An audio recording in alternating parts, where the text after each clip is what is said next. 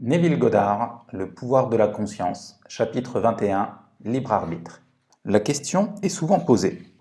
Que faut-il faire entre l'hypothèse du vœu exaucé et sa réalisation? Rien.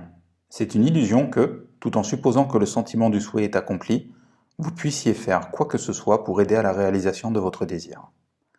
Vous pensez que vous pouvez faire quelque chose, vous voulez faire quelque chose, mais en fait, vous ne pouvez rien faire. L'illusion du libre arbitre de faire quelque chose n'est que l'ignorance de la loi d'hypothèse sur laquelle toutes les actions sont justifiées. Tout se passe automatiquement. Tout ce qui vous concerne, tout ce que vous faites se produit. Vos hypothèses, conscientes ou inconscientes, dirigent toute pensée et action à leur épanouissement.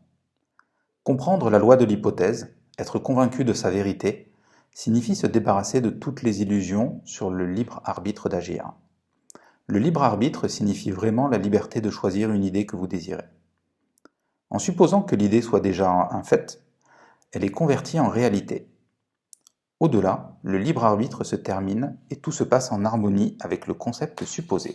Je ne peux ne rien faire de moi-même, parce que je ne cherche pas ma volonté, mais la volonté du Père qui m'a envoyé. Jean 5, 30. Dans cette citation, le Père fait évidemment référence à Dieu. Et dans un chapitre précédent, Dieu est défini comme « je suis ». Puisque la création est terminée, le Père n'est jamais en mesure de dire « je serai ». En d'autres termes, tout existe, et la conscience infinie « je suis » ne peut parler que dans le présent. Pas ma volonté, mais la tienne est faite. Luc 22, 42. Je serai est un aveu que je ne suis pas. La volonté du Père est toujours « je suis ». Jusqu'à ce que vous réalisez que vous êtes le Père, il n'y a qu'un seul « je suis », et votre moi infini est ce « je suis », votre volonté sera toujours « je serai ». Dans la loi de l'hypothèse du vœu exaucé, votre conscience d'être est la volonté du Père. Le simple souhait, sans cette conscience, est « ma volonté ». Cette excellente citation, si peu comprise, est une déclaration parfaite de la loi de l'hypothèse du vœu exaucé. Il est impossible de faire quoi que ce soit. Vous devez être dans le but de le faire. Si vous aviez un concept différent de vous-même, tout serait différent. Vous êtes ce que vous êtes. Donc, tout est comme il est. Les événements que vous observez sont déterminés par le concept que vous avez de vous-même. Si vous changez votre concept de vous-même, les événements à venir vous concernant dans le temps sont modifiés. Mais, ainsi modifiés, ils forment à nouveau une séquence déterministe à partir du moment où le concept a changé. Vous êtes un être doté de pouvoirs d'intervention qui vous permettent, par un changement de conscience, de modifier le cours des événements observés. En fait, de changer votre avenir. Refusez le témoignage des sens et assumez le sentiment du vœu exaucé. Dans la mesure où votre hypothèse est créative et forme une atmosphère, votre hypothèse, si elle est noble, augmente votre assurance et vous aide à atteindre un niveau d'être plus élevé. Si, d'autre part, votre hypothèse est déplaisante, elle vous empêche de monter de niveau et rend votre chemin glissant vers le bas plus rapide. Tout comme les belles hypothèses créent une atmosphère harmonieuse, de même, les sentiments durs et amers créent une atmosphère dure et amère.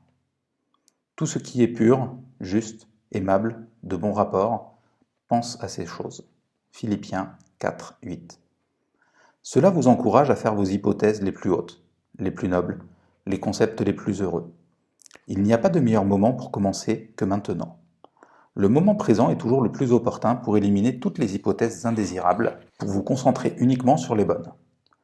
Aussi bien pour vous-même que pour d'autres, affirmer leur héritage divin. Voyez seulement leur bonheur et le bien en eux. Placez les plus hautes considérations chez les autres par la confiance et l'affirmation de soi, par votre hypothèse sincère de leur bonheur. Vous serez leur prophète et leur guérisseur, car un accomplissement inévitable attend toutes les hypothèses soutenues. Vous gagnez par hypothèse ce que vous ne pouvez jamais gagner par la force.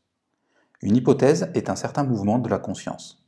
Ce mouvement, comme tout mouvement, exerce une influence sur la substance environnante, l'amenant à prendre la forme en écho et à refléter l'hypothèse.